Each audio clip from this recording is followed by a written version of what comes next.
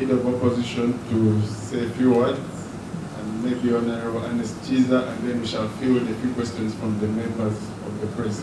Madam Speaker, you're welcome. Okay, thank you very much, Protocol. Honorable the Leader of Opposition, Honorable Kiiza, representing the Prime Minister, and the members of the Parliamentary Press Association. I think I've not seen you this year. Happy New Year. And I want to thank you for the support you gave to Parliament over the last half of the session. We look forward to continued collaboration. Now, friends, you remember in 2012, the Uganda Parliament hosted the 126th Interparliamentary Assembly here in Kampala. It was part of our Golden Jubilee celebrations, but also on that occasion, the members of Parliament from the whole world sitting here in Kampala resolved that we should, that first we agreed that it seems we are distant from the population, so we agreed here in Kampala that we should make efforts to relate to the population. So in the last Parliament, we have had a number of outreach programs to different parts of the country. I've gone with the leadership of Parliament and also the Prime Minister and the commissioners to different parts of the country to identify the issues of the population and see how we can support them here. Now, during this 10th Parliament, we decided that the outreaches are good, but they may not be enough. So we decided that we need now to be more visible and more relevant and accessible to the population. So we started the Parliamentary Week. We had one last year. Now we are going to have the second Parliament Week. It will start on Sunday, 21st January 2018. It will close on 25th January. The theme is the Parliament, the voice of the people. The main objective is to engage the public by opening up Parliament, bring closer to the public, share information about its Parliament. It is in line with our strategic objective, which is to increase public involvement and participation by all. On Sunday, we are starting with a walk. We will start here at Parliament Building. Last year, we also had a similar walk, again for the same purpose of facilitating, creating a facility for the albinos, whom, as you know, endangered in some places and do not have good opportunities. So we are again seeking funds to construct a hostel, medical center, and training facilities. It's a process, so each year we shall be raising funds. Last year we raised 35 million shillings towards the purchase of the land. A number of corporations and government agencies participated, and they also contribute towards that drive. So we're in the process of acquiring the land so that we can start on the construction. On Monday, we shall have a multi-dimensional ecumenical service to be graced by all the leaders of Parliament, and this will have the staff, the members, and other invited guests. We shall have the Church of Uganda, the whole Interreligious Council of Uganda. You know, they have a big body where they work together. The Catholics, the Protestants, the Muslims, the Adventists, they'll all come here for that service on Monday morning. After that service, we shall have something we had wanted to do towards the end of the year, but we did not have time.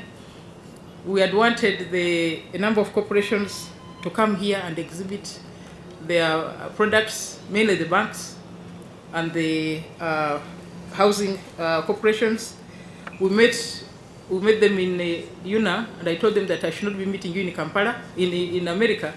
You come and show the members and the staff and the country what you are doing so that they can appreciate what you do. From there, we shall have our 20 departments showcasing the services in Parliament. The staff will be available to explain to all the citizens what they do, and this will run throughout the week. So the following offices will exhibit at Parliament: the Office of the Speaker and also for Deputy Speaker, the Office of the Leader of Opposition, the Clerks Department, the Human Resource Department, the Department of Official Report. These are the ones who produce our reports of the Hansard. The Department of Communications and Public Affairs promotes the image and understanding of Parliament, provides protocol services, and enhances media and public relations. Department of Corporate Planning and Strategy provides support in the development and implementation of strategic plan, coordinates development, partners support to Parliament, and spearheads monitoring and evaluation.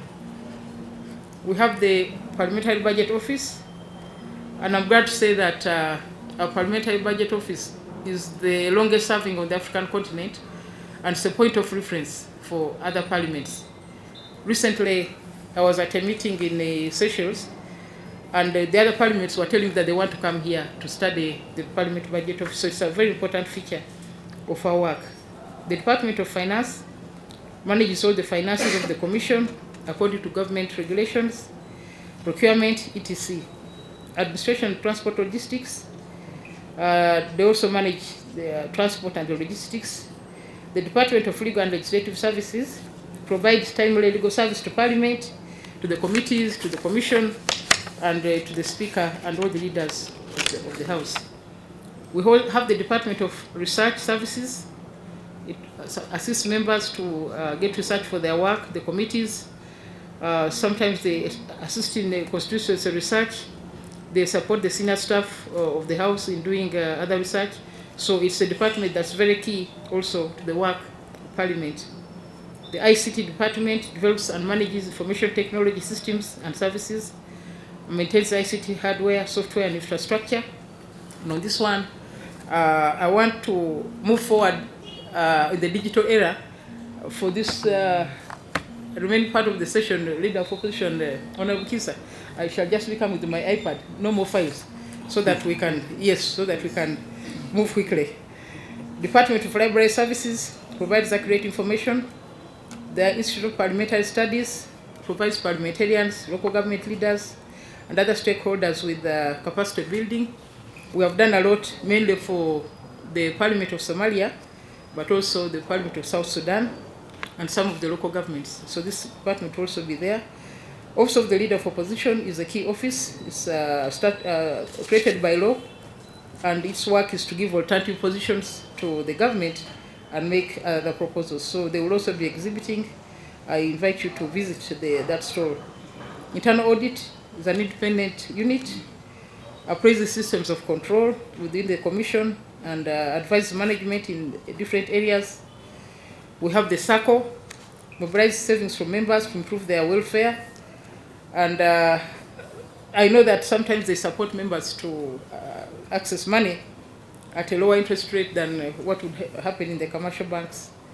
We shall also have the pension savings scheme for the members and staff. So all these are going to be here to assist in explaining what we do. We also have the Parliamentary Police Directorate, manages security and access controls to Parliament. They will also be here. So we invite the public to come. I think they just see us on the TV, but there's so much that goes into the cooking. So we want them to come and understand how things are done here and what the relevance of each department. Now, every year we also have a corporate social responsibility drive. Now this year, we are planning to plant 1 million trees throughout the country as a Parliament. This is in addition to the trees we are going to give members. In April, each member will get trees to go and plant in their constituencies. But the main one for the Parliament, we are going to reforest Mount Moro to Central Reserve. So we shall be, as soon as the rain starts, we shall head to Karamoja. We have been given 10 hectares as a responsibility, so we shall have to plant trees on those 10 hectares. So the members will contribute to the same. I will say buy 2 trees and make Karamoja green. So that's our CSR for this session. Last year, the CSR drive, we supported the children with the reusable sanitary pads, especially in northern Uganda. The drive went a long way in promoting education, retention, ensuring that girls don't stay at home. They can study throughout the year. now we are looking at climate change as another area that needs support. There will also be a photo exhibition highlighting the work of the journey of a member of parliament. And also, as I said, the banks and the housing people will also be here. On Tuesday, we shall have a high-level debate with the civil society on the theme, The Voice of the People, a reflection on the 10th Parliament. Alongside all these, we shall have the Meet Your Member of Parliament sessions in which the public will interact with their elected legislators. Members of the public will have an opportunity to field questions to their MPs during open-air meetings. Additionally, the Parliament building will be open to the public for guided tours, which will be conducted by staff of Parliament. Publications about the Parliament will also be distributed to all visitors to the exhibition stalls. Then we shall have a special sitting of the public in the parliamentary chamber, where they will first appoint their own speaker and deputy speaker and conduct a debate on the topic, budget allocation and impact on service delivery. The proceedings of that sitting will be recorded in the Hansard. The resolutions will be brought to the House and debated in the plenary later. Last year, over 10,000 people came to Parliament during that week, and given the magnitude of the event, we just want to say, come many big numbers. The blood bank is running dry. It's affecting health services. So many Ugandans' lives are at risk. So I've invited the blood transfusion services to come and be part of us during that week so that members of Parliament and the staff and the public can donate blood so that some Ugandans who are in dire need of it can be saved. So I invite the people of Uganda, not just those of Kampala. Last year, I think the bulk of the citizens were from Kampala, but we want to see people of the Highlands, the people of the old region, the people of Jamira Jene to come here and see what we do and enjoy their time at Parliament. Thank you very much. So, Right Honourable Speaker, well, on behalf of the opposition in Uganda, I wish to thank you for making Parliament accessible and for making it a place for all Ugandans to access freely. This week is meant for all of you Ugandans to come and know what we do here, to come and interact with us as members of Parliament, to ask questions on how you want us to do your work better. Because the work we do here is for you Ugandans, the work we do is on your behalf. So it's better for us to also know how you want us to do your work. So beginning Monday, all Ugandans are invited to their Parliament. The work you have sent us to do, you will now do it yourselves. That's why I thank the Speaker for having come up with the People's Parliament, and that the resolutions from the People's Parliament together with the civil society resolutions will be part of the resolutions that we shall be discussing as Parliament to inform our legislative agenda. So all Ugandans are most welcome to the Parliamentary Week. Make it your week. Give us what to do. Debate with us. Plan with us. This country is for all of us. Thank you so much. On behalf of government, first of all, I want to bring apologies from the Right Honourable Prime Minister, who has not been able to be here in person. He has delegated me to come and represent him. Right Honourable Speaker, I want first of all to thank you very much for steering this Parliament very, very well. You have steered it on the right path. I want to thank you. I also want to thank you for this initiative of bringing, of having the Parliamentary Week, engaging with the public. This is a good initiative, and on behalf of government, we shall support this initiative to ensure that the public accesses Parliament. I want to thank the press for the great work you have been doing, for serving the country very well and this Parliament. Thank you, Madam Speaker. Morning here at Parliament. Thank you.